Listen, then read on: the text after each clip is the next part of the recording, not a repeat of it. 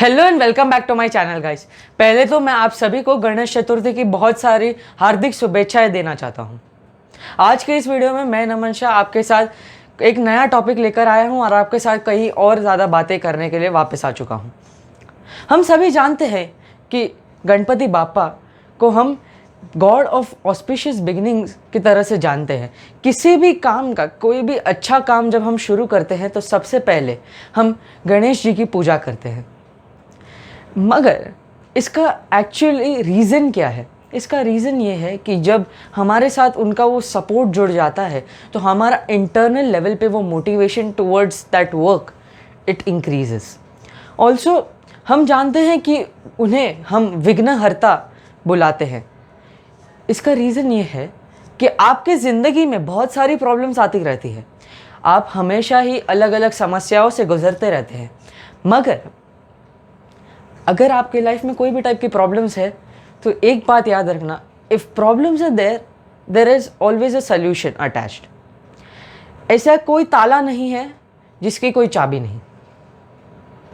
आपको सिर्फ वो चाबी ढूंढनी पड़ेगी और वही तो एक मैसेज हम सभी तक ये पहुंचाया जाता है कि जब हम उन्हें कहते हैं विघ्नहर्ता तो वो हमें वो इमोशनल और स्पिरिचुअल सपोर्ट प्रोवाइड करते हैं जिसकी वजह से हमारे अंदर की वो प्रॉब्लम सॉल्विंग एबिलिटीज़ बेटर होती जाती है और हम अपने लाइफ की वो सारी प्रॉब्लम्स को अच्छे से और स्किलफुली टैकल कर सकते हैं।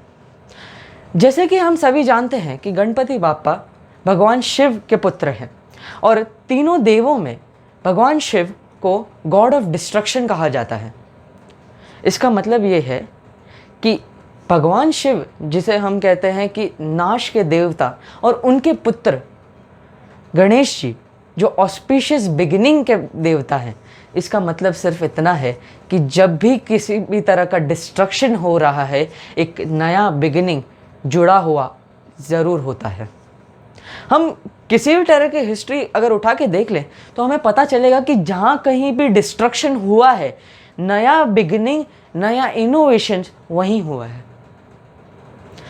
हम सभी ने एक कोट सुना है, necessity is the mother of invention.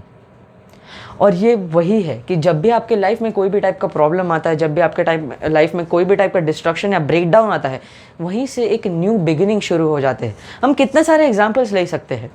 हम जानते हैं कि वर्ल्ड वॉर के टाइम पे जापान और जर्मनी, ये दोनों कंट्रीज़ की क्या हालत हुई थी। Japan was suffering because of it was victim of nuclear bombing और आज it has proven itself as a super power. जहाँ कहीं भी डिस्ट्रक्शन हुआ है वहाँ का जो लेवल ऑफ डिस्ट्रक्शन था वो इमेजिन भी नहीं किया जा सकता और उस सिचुएशन से उठकर आज वो एक सुपर पावर अगर बन चुके हैं तो इसका मतलब सिर्फ इतना है कि whenever there is a destruction there is always an opportunity for a new beginning। Germany के केस में भी उनका जो हालत हुई दोनों ही वर्ल्ड वॉर्स में, उसके बाद भी उन्होंने बाउंस बैक किया from that break down. They have overcome it and have established themselves as super powers in many industries.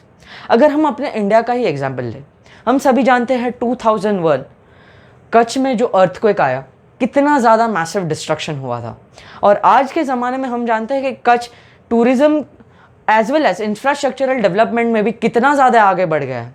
It is one of the most known tourism spot in India.